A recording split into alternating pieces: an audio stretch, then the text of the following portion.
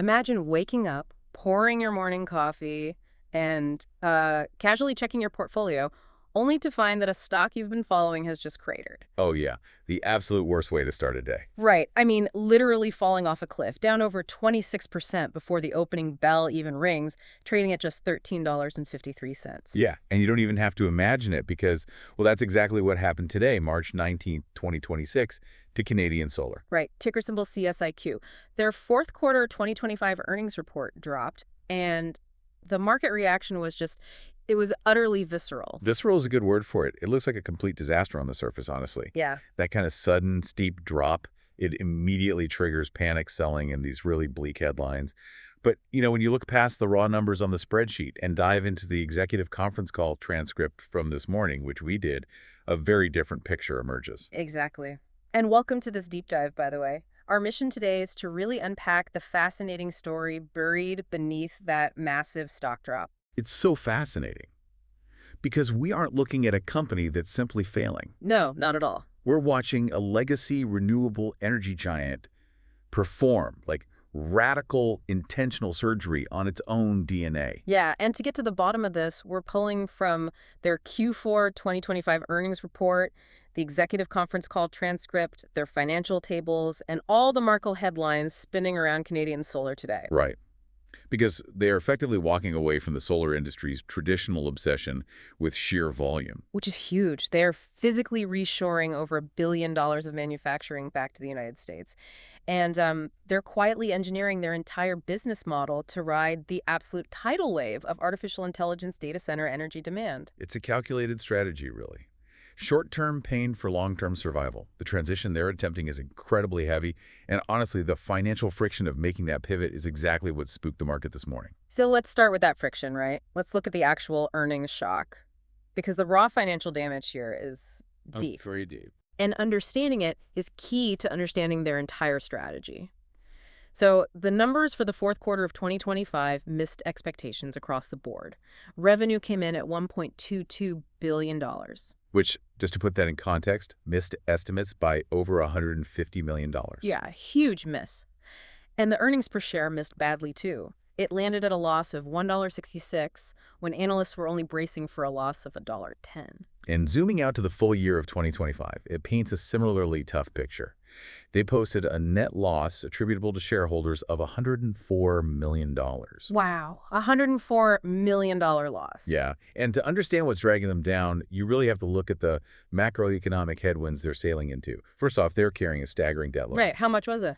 About $6.5 billion in total gross debt. Oh, wow. Yeah, and in a higher interest rate environment, the cost to service that debt severely squeezes their bottom line. Right, and then add to that the foreign exchange losses they took. Oh, right, the currency mismatch. Exactly.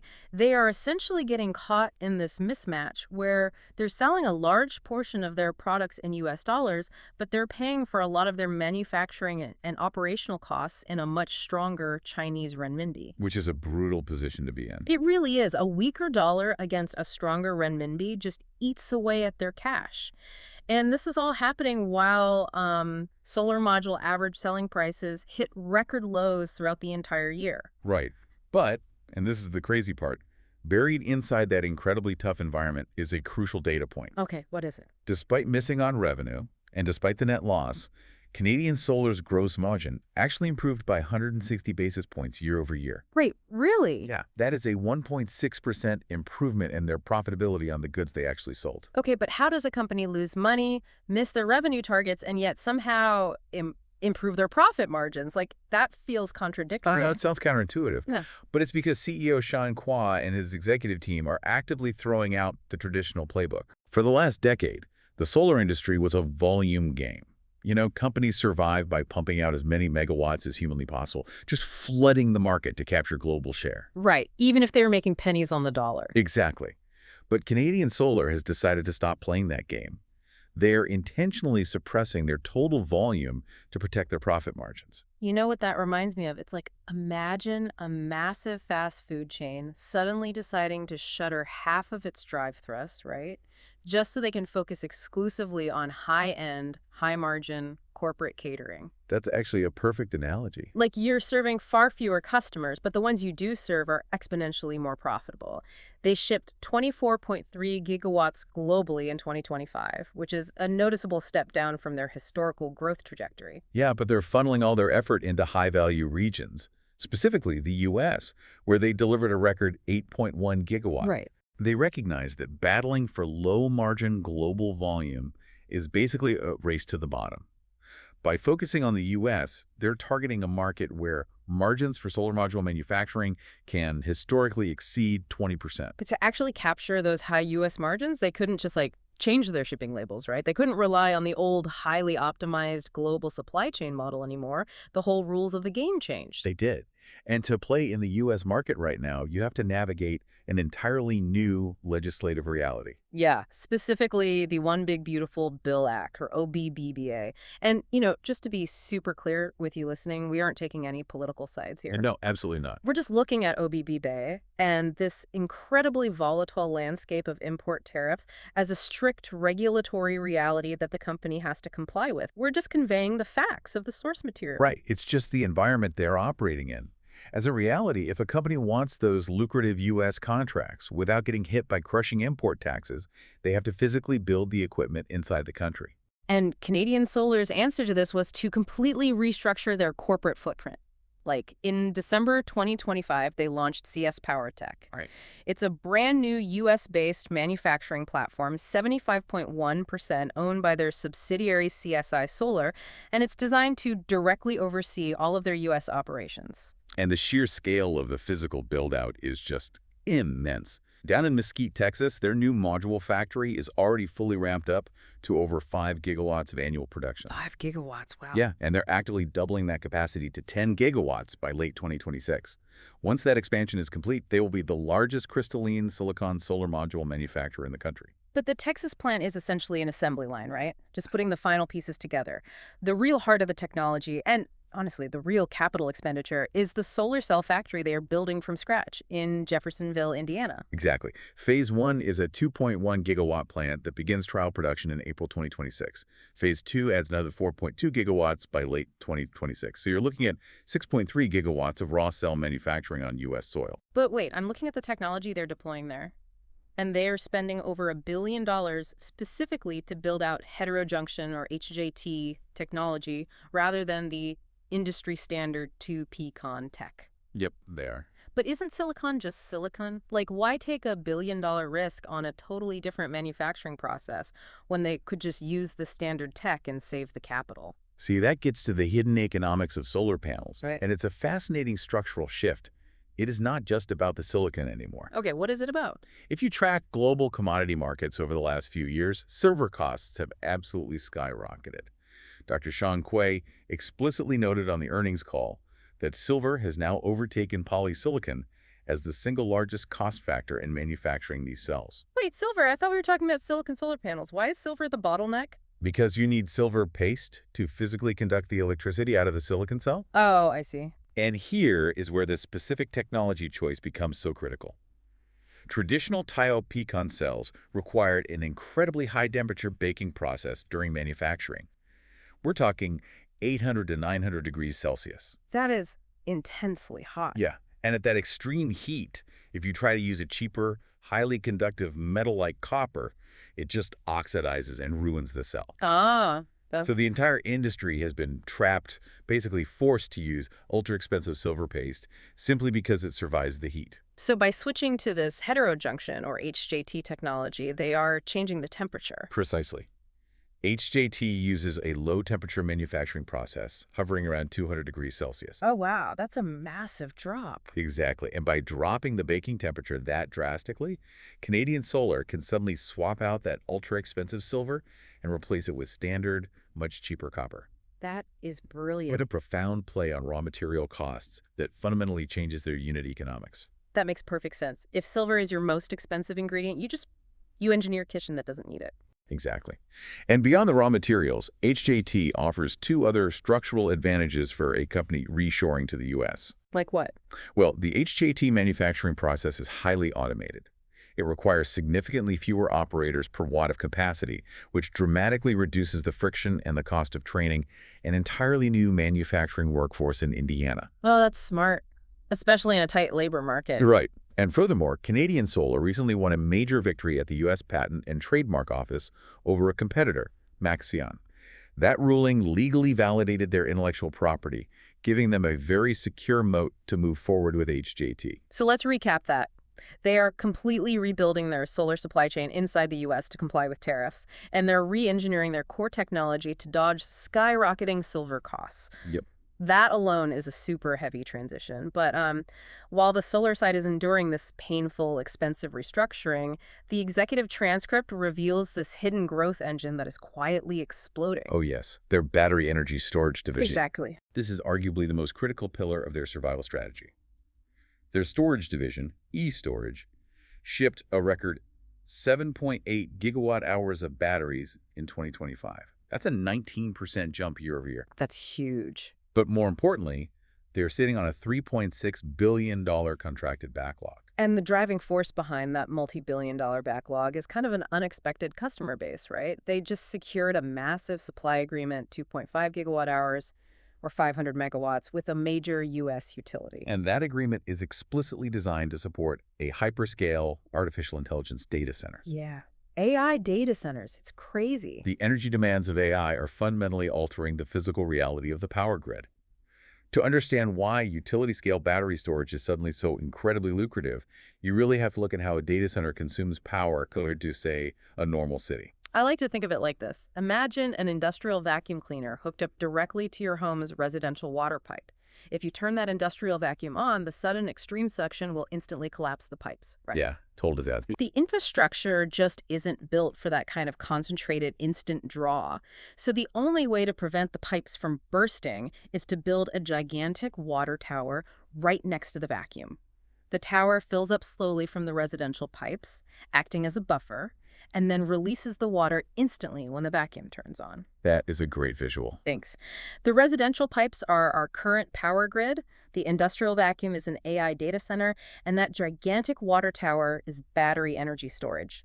The grid simply will not survive the power surges of AI without these utility-scale batteries acting as a shock absorber. That perfectly illustrates the vulnerability of the grid right now. And Canadian Solar is adapting their business model to serve this exact vulnerability. They aren't just selling the water tower anymore. Right. President Colin Parkin made it very clear on the earnings call. They are pivoting away from just selling batteries in a box to providing bespoke total power solutions. Total power solutions. I mean, that sounds like great corporate marketing speak, but what does that actually mean for the hardware they're deploying? It means they're handling the entire nervous system of the project. They're providing hardware-in-the-loop testing, which means before they ever plug a battery into the physical grid, they test the digital controls against a highly accurate computer simulation of the grid. Oh, so they're simulating the stress first. Exactly. They ensure the software knows exactly how to react to an AI power surge before it ever happens in reality. Plus, they are managing the incredibly complex grid interconnection process, and they're signing long-term service agreements. And those are lucrative, right? Very. They currently have 29 gigawatt hours under long-term service contracts, which guarantees them recurring revenue for years. Now, are these batteries attached to the grid or attached to the data centers themselves? Actually, both. They are managing front-of-the-meter grid support, which stabilizes the public utility lines like that 2.5 gigawatt-hour deal you mentioned. Right. But they're also actively exploring behind-the-meter direct connections, essentially plugging the battery buffer directly into the AI facility itself to isolate it from the public grid entirely. And just to put into perspective how ruthlessly they are prioritizing this AI battery boom.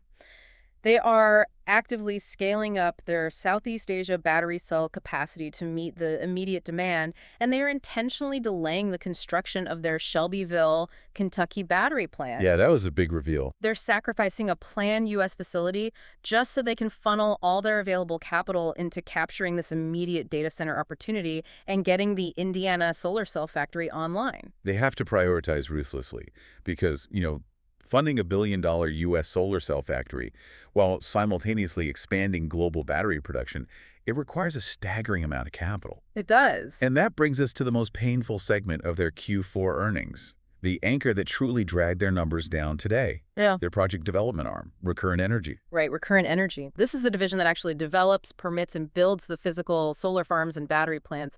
And they hit a brick wall this quarter. They posted an operating loss of $69 million. According to the executive transcript, they were basically forced into a strategic retreat. The pain points for Recurrent Energy are like a perfect storm of global bureaucracy and shifting regulations. They had major project sales delayed into 2026 simply because they couldn't get the permits approved by local governments in time to recognize the revenue in Q4. And more significantly, they had to take heavy asset impairments. They essentially had to write down the value of projects in their pipeline because the rules of the game changed midstream. Yeah, the regulatory risk is huge. The transcript highlights grid reform in Italy, for example. The Italian government fundamentally changed the regulations on how renewable projects connect to the grid and how they get paid, which instantly ruined the financial viability of projects Recurrent Energy had already invested in. Just wipe them out. Right. Add to that restrictive legislative changes in France and soaring interconnection costs in the U.S. that made some projects too expensive to even plug in. Faced with all of this, they aggressively pruned their pipeline down to 24.4 gigawatts for solar and 83.5 gigawatt hours for storage. Which I know raises a really obvious question. Yeah. If building solar farms is getting endlessly bogged down by government red tape, higher interest rates, and soaring fees just to connect to the grid, why doesn't Canadian Solar just quit the development game entirely? Right, why bother? Yeah. Why not just stick to manufacturing the panels and the batteries where they clearly have the technological advantage and the AI demand? Well, it comes down to the financial mechanics of their transition. Remember that $6.5 billion debt load? Oh, right. They need immediate, massive infusions of cash to fund their U.S. manufacturing ambitions and their e-storage expansion. They aren't quitting development. They are shifting their strategy to aggressively monetize the assets they do have. Instead of holding on to these completed solar and battery farms for 20 years to collect, like a slow trickle utility payments, they are building them and flipping them. So they're essentially using their own development arm as an ATM. Exactly. A prime example is their recent sale of the 200 megawatt hour Fort Duncan battery storage facility in Texas. Okay, what happened there? They built it, got it operational, and immediately sold it to Hunt Energy Network to generate a lump sum of cash. They're liquidating their operating and under construction assets to feed the capital beast of their long-term manufacturing transition. Wow. Okay, let's pull all of these threads together because we've gone from a cratering stock price through the chemistry of silver and copper into the regulatory hurdles of U.S. manufacturing and finally to the incredible power draw of AI data centers. It's a massive story. It really is. Management is explicitly calling 2026 a transition year. They've warned investors that the first quarter is going to be soft. They're facing a temporary bottleneck in getting enough OBBA-compliant solar cells to feed their Texas assembly plant. Right, but they expect the second and third quarters to bounce back hard as that Indiana cell factory finally comes online and starts producing. Yeah. Their full-year guidance for the U.S. anticipates 6.5 to 7 gigawatts of solar shipments and 4.5 to 5.5 gigawatt hours of battery storage. When you look at those projections, the takeaway for you listening is clear. The invisible architecture of the electricity you rely on every single day is being fundamentally rewritten right now. Literally as we speak. Exactly. Yeah. The renewable energy companies that survive this decade are not going to be the ones pumping out the highest volume of cheap panels like it's 2015. No. The survivors will be the highly adaptable technology companies, the ones who can physically uproot their supply chains to navigate complex global trade laws, the ones who can engineer their way out of raw material shortages by swapping silver for copper at lower temperatures, and most importantly, the ones who can stabilize our incredibly fragile power grid against the instant heavy demands of artificial intelligence. Which leaves us with a profound question to consider as this transition unfolds. Legacy renewable energy companies are pivoting their entire business models to design bespoke, total power solutions, just to keep hyperscale AI data centers from crashing the local infrastructure. As we watch this happen, we have to ask ourselves, will the power grid of the future actually be built to serve the daily needs of local communities? Or is it being effectively redesigned from the ground up to feed the insatiable appetite of artificial intelligence? Man, that is a heavy thought for you to chew on. And when you look at that 26% drop in a stock price before you've even finished your morning coffee, you aren't just looking at a bad quarter on a spreadsheet. You are looking at the messy, painful cost of building that new future.